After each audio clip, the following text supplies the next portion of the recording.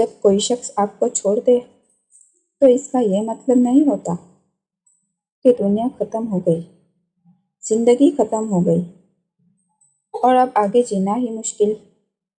پتہ ہے کیا، جب ساری دنیا منہ پھیر لیتی ہے نا، تو اس وقت بھی اللہ آپ کے ساتھ ہوتا ہے۔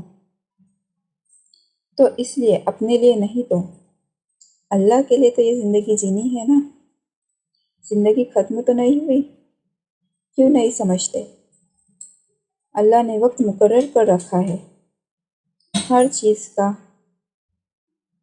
اللہ تمہیں جس چیز کی حقیقت دکھا کر اسے تم سے دور کر رہا ہوتا ہے، اس پہ تمہارا گلہ کرنا بنتا ہی نہیں۔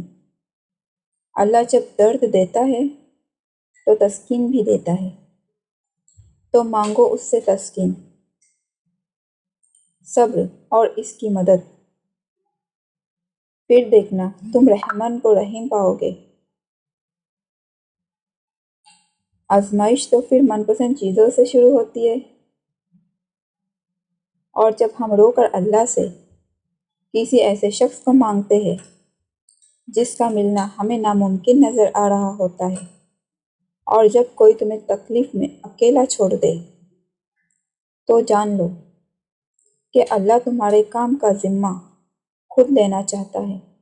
اور قرآن میں تو خود اللہ یہ فرماتا ہے، اور تمہاری حمایت اور مدد کے لیے اللہ ہی کافی ہے۔ دکھ اور تکلیف صرف اللہ کو بتایا کرو، اس یقین کے ساتھ کہ وہ سنے گا بھی اور جواب بھی دے گا۔ اگر اللہ تعالیٰ آپ سے کوئی چیز چھین لینا تو بس اپنے رب پر بھروسہ کرنا اور صبر کرنا۔ جب تم صبر کرو گے نہ تو راستے تو خود تمہارا رب بنائے گا۔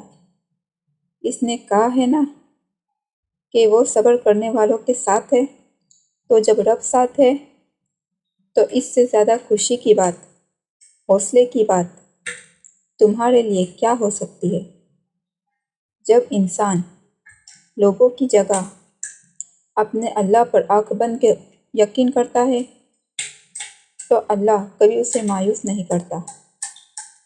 حقیقت یہ ہے کہ اللہ لوگوں پر ظلم نہیں کرتا، بلکہ لوگ خود اپنے اوپر ظلم کرتے ہیں۔ اپنے رب سے دوستی کر لو، یہی وہ ذات ہے جو کبھی آپ کو تنہا نہیں چھوڑتی۔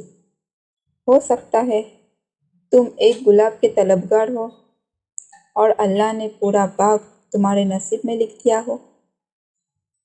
قرآن پاک میں اللہ فرماتا ہے، ہو سکتا ہے ایک چیز تمہیں ناگوار گزرے اور وہی تمہارے لیے بہتر ہو، اور ہو سکتا ہے ایک چیز تمہیں پسند ہو اور وہی تمہارے لیے بری ہو۔ بے شک اللہ جانتا ہے، تم نہیں جانتے۔ تو جب اللہ تعالیٰ آپ کی زندگی سے کوئی چیز یا کوئی شخص چھین لے تو بس اللہ تعالیٰ پر یقین رکھنا، کیوں نہ کہ ایک دن اللہ تعالیٰ آپ کو اس سے بھی بہتر چیز عطا کرے گا۔ اور یہ بات انسان نہیں جانتا، بلکہ یہ بات تو اللہ جانتا ہے۔ اور سب کچھ اللہ کے سپرد کر دو، اور جس معاملے کو ہم اللہ کے سپرد کر دیتے ہیں، اس بار بار سوچنا بھی ایمان کی کمزوری ہے۔ جب تم اس کی چاہت کو اپنی چاہت بنا لیتے ہو تو وہ بھی تمہاری چاہت کے لیے کن فرما دیتا ہے۔ اگر آپ کو میری بات سمجھ آئے تو کمنٹ میں ضرور بتائیے گا، دعاؤں میں یاد رکھیے گا۔ جزاک اللہ۔